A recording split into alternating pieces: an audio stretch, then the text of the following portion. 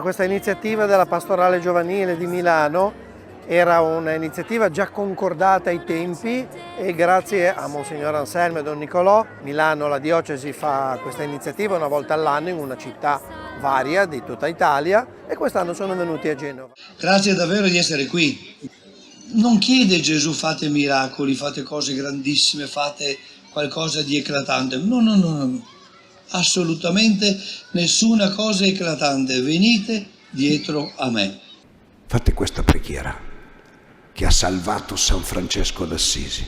La sua conversione è cominciata lì, quando ha pregato e ha detto: Signore, cosa vuoi che io faccia?